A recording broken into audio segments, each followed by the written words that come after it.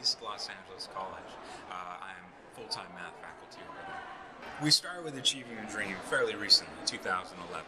Our entire district is involved, and our district did a pretty good job of bringing in the Achieving the Dream coaches and essentially selling us on the idea that by using a culture of essentially data instead of guesswork, we can go through and implement changes that are a bit more effective.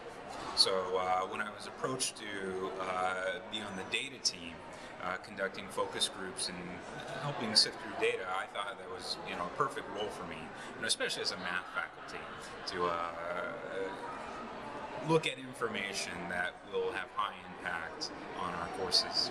As part of Achieving the Dream, we identified our gatekeeper courses. For us, those turned out to be Algebra 1 and essentially our reading course on the English end.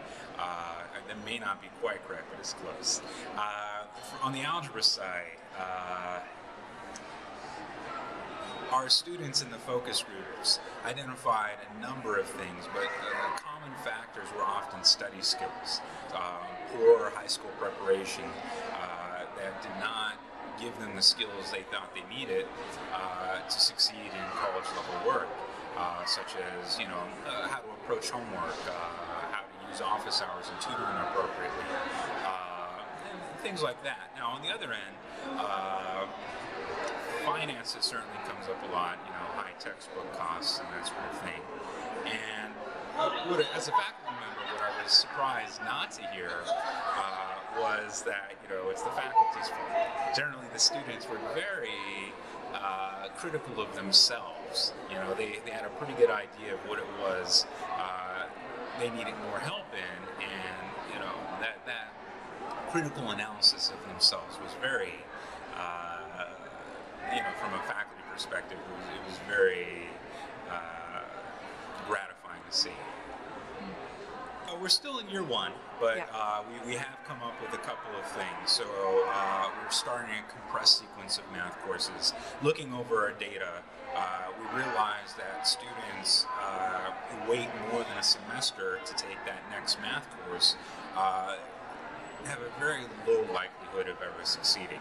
So the idea is, well, let's cut that time in half. So instead of having to wait from fall to spring, they can take 2 courses in the fall.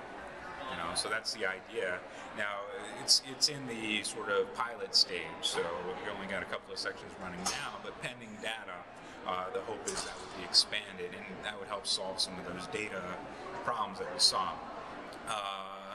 And, being here at this conference now, we're looking for ideas. SI coaches are coming up, first year experience is coming up. But, it's just taking those various ideas and making it work on our campus, that is going to be the challenge. Equity is a huge issue. Our demographic, majority Hispanic students, a lot of first generation college students. Our second biggest demographic is actually Asian students. We do get a lot of immigrant students. Equity is a huge issue, and it's an issue that comes up in a lot of ways, I think, when we talk about preparation because of high school experience, right? And our nation as a whole, of course, has this problem of low-income students not always getting a fair shot in education. So our students especially see that because the vast majority of them will test into developmental courses. So these are courses that put them 1 to 2 years behind where they should be to do college level work. So I mean, on a day-to-day basis, our students deal with these equity issues. On the math end, sure. The East LA data, I suspect, plays out in a lot of different places. 2 things that came up looking at data. Number 1, of course, is always take that next math course immediately after. Do not wait. So if you have the opportunity to do fall or summer, just do it. On the other end, our counseling folks will tell you, do not leave your math and English until, you're ready to transfer, because sometimes that's going to delay you a year or 2 years or more. Third thing is, it turns out and you know, this should be obvious, but if you get a C in a math course, it's not very good, because unfortunately that may not place you to ever pass the next course. So that high school mentality of it's good enough to pass just does not work.